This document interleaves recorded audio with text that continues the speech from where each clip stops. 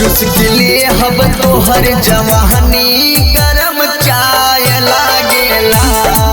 चुस्किले हब तोहर जवानी गरम चाय लागेला। ढोढ़ी के नीचे लाना तोहर बवाल लागेला। ढोढ़ी के नीचे लाना तोहर बवाल लागेला। चुस्किले हब तोहर जवानी गरम चाय लागेला। चुस्किले हब तोहर जवानी गरम चाय लागेला।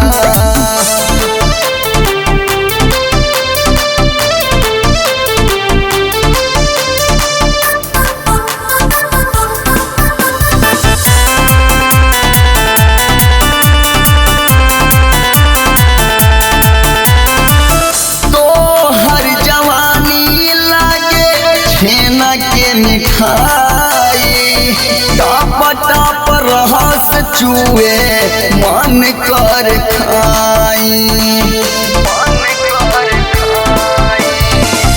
तोहर जवानी लागे छेना के मिठाई टप टप रस चुए मन कर खाई। निकले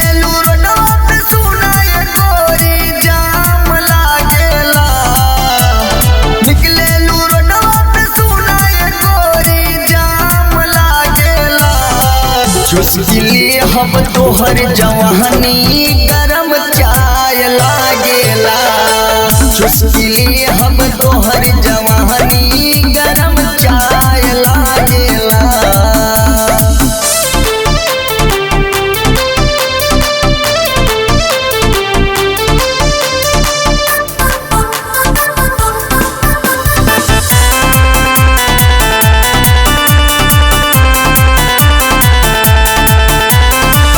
होठवा के लाली लागे भोर के किरनिया मन भर मावे गोरी तोहरी जवानिया।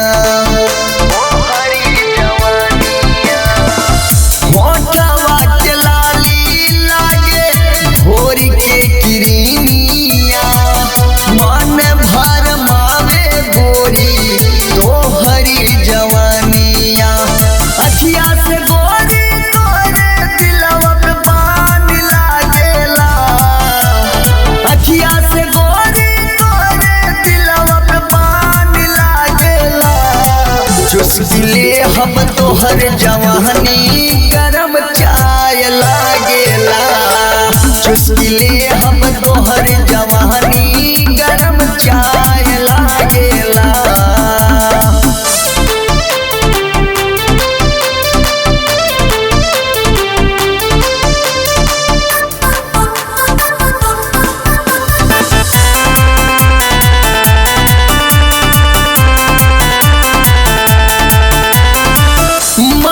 श्याम पांडे भैले तोहर दीवाना।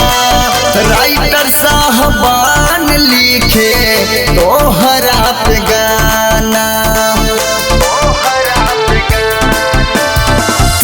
आलाक वर्मा भैले तोहर दीवाना। राम बहाल के तू बतिया के माना। केसिया बयहिकन जैसे गोरी शाम लागेला। केसिया बयहिकन जैसे गोरी शाम लागेला। चुस्किले हब तोहर जवानी गरम चाय लागेला। चुस्किले हब तोहर